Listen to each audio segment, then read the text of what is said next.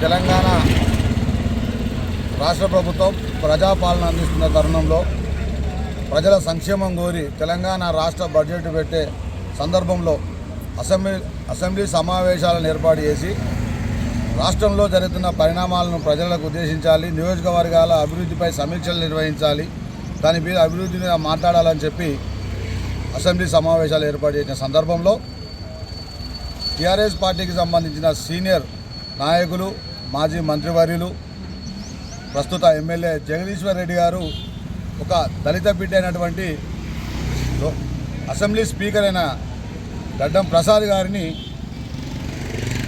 వ్యక్తిగత దూషణలతో తను మాట్లాడిన సందర్భంలో కాంగ్రెస్ పార్టీ అసెంబ్లీ సాక్షిగా ఖండించడం జరిగింది.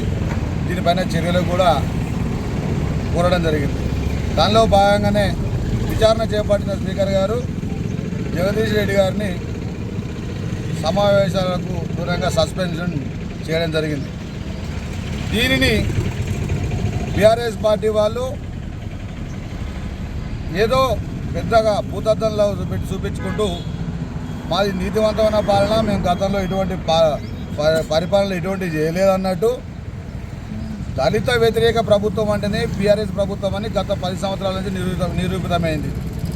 దానిలో భాగంగానే ఎన్ని వాగ్దానాలు చేసిరో, దళితులను ఎన్ని రకాలుగా ముంచిర్రో అది మీ విచక్షణకే వదిలేస్తూ ఉన్నాం. దానికి తోడు నిన్నటి రోజున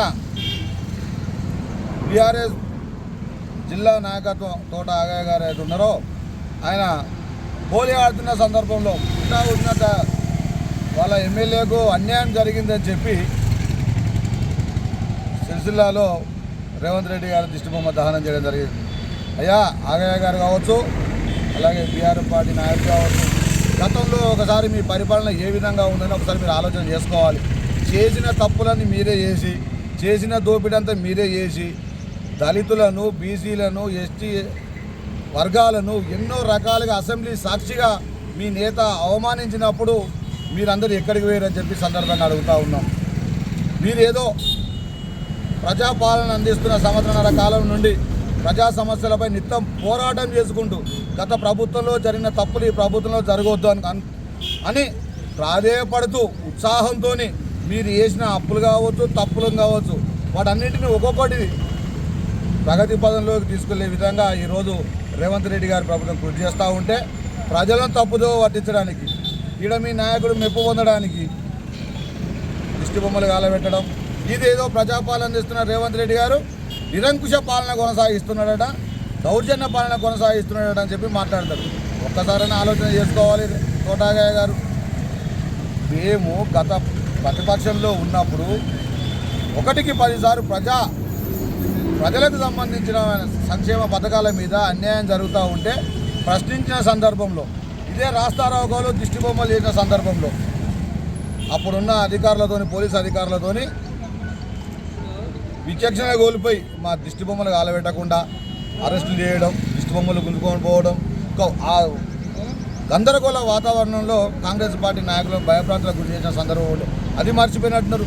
నిన్నటి రోజున ఒకవేళ నిరంకుశ ప్రభుత్వం మీద దౌర్జన్యం పాల్పడినట్టుంటే నిన్నటి రోజున మీరు స్వేచ్ఛాయుత వాతావరణంలో మీరు దిష్టి బొమ్మ కాలబెట్టే ఉండేవాళ్ళ అని చెప్పి మీరు ఒకసారి అవగతం చేసుకోవాలి. ఇంకొకసారి ప్రజాపాలన అందిస్తున్న నాయకులకు అండగా నిలబడండి.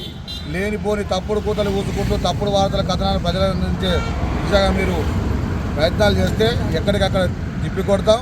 ప్రజాక్షేత్రంలో కూడా మీరు మీ తప్పులను చూపిస్తూ మీకు ఎక్కడికక్కడ ఎండగొడతామని చెప్పి సందర్భంగా హెచ్చరిస్తూ ఉన్నాను. జై కాంగ్రెస్, రేవంత్ రెడ్డి గారి నాయకత్వం. నిన్నటి రోజున ఏదైతే ఈ అసెంబ్లీ సమావేశాల్లో స్పీకర్ పోడియం దగ్గరికి వెళ్ళి ఇవాళ టీఆర్ఎస్ పార్టీ ఎమ్మెల్యే, మాజీ మంత్రివర్యులు జగదీశ్వర్ రెడ్డి చేసిన తప్పు ఒకటైతే ఇలా అసెంబ్లీ స్పీకర్ ఒక దళిత సామాజిక వర్గానికి సంబంధించిన అసెంబ్లీ స్పీకర్పై ఇవాళ సభ ఇష్టం కాదు అంటూ అనుచిత వ్యాఖ్యలు చేయడానికి తప్పుపడుతూ స్పీకర్ గారు బీఆర్ఎస్ పార్టీ సభ్యులను సస్పెండ్ చేసారు. ఇవాళ వాళ్ళు చేసిన తప్పును ఒప్పుకోకుండా ఇవాళ కాంగ్రెస్ ప్రభుత్వమే ఇవాళ కక్షపూరిత సస్పెండ్ చేసిందని ఇవాళ వాళ్ళు మాట్లాడడాన్ని మేము తీవ్రంగా తప్పుపడుతూ ఉన్నాం. ఎందుకంటే ఇలా స్పీకర్ గారు ఇలా దళిత సామాజిక వర్గానికి సంబంధించిన వారు కాబట్టి ఇవాళ కావాలని టీఆర్ఎస్ పార్టీ సభ్యులు ఇవాళ దళిత సామాజిక వర్గాన్ని అవమానిస్తున్న తీరు మన కళ్ళకు కట్టినట్టుగా కనబడుతుంది.